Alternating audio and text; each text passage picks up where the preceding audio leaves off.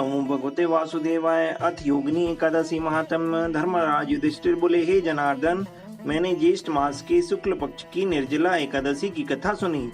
आप कृपा करके अब आषाढ़ मास की कृष्ण पक्ष की एकादशी की कथा का वर्णन कीजिए।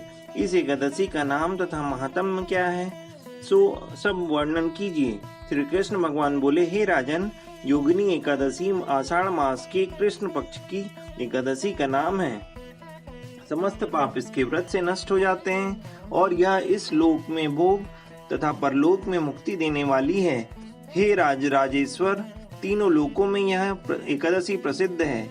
इसके व्रत से सब पाप नष्ट हो जाते हैं। आपसे पुराणों में कही हुई एक कथा कहता हूँ, ध्यान पूर्वक सुनो।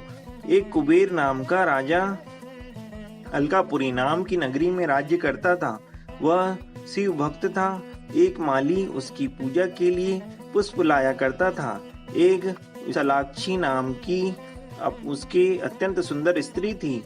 वह मानसरोवर से एक दिन पुष्प ले आया, परंतु पुष्पों को रखकर कामासक्त होने के कारण अपनी स्त्री के साथ रमण करने लगा और दोपहर तक न गया।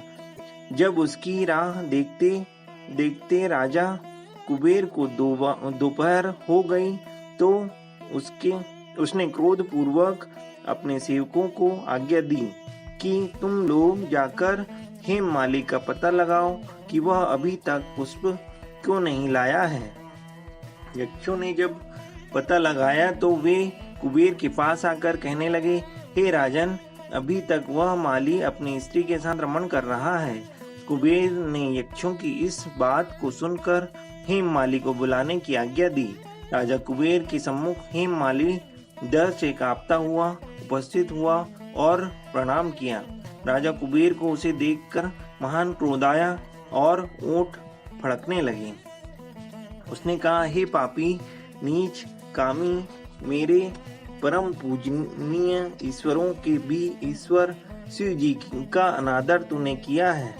इससे तुझे मैं श्राप देता हूँ कि स्त्री का वियोग भोगेगा और मृत्यु लोक में जाकर कौड़ी होगा।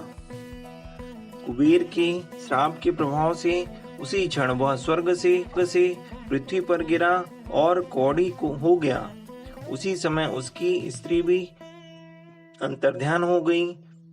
उसने मृत्यु लोक में आकर महान दुख भोगे, परंतु शिव जी की भक्ति के प्रभाव से उसकी बुद्धि मलिन न हुई और पिछले जन्म की भी शुद्ध रही।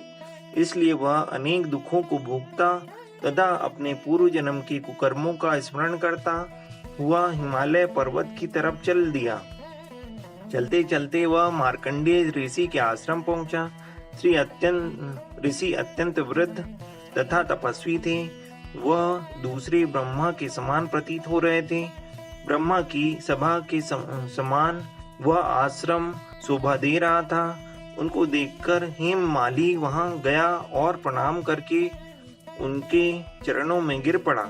मार्कंडेय ऋषि इसको देखकर बोले कि तूने कौन से कर्म किए हैं जिससे तू कौड़ी होकर महान दुख भोग रहा है। तब हेममाली बोला, हे मुनि, यक्षराज कुबेर का मैं सेवक हूँ। हेममाली मेरा नाम है। मैं नित्य प्रति राजा की पूजा के लिए पुष्प लाया करता था।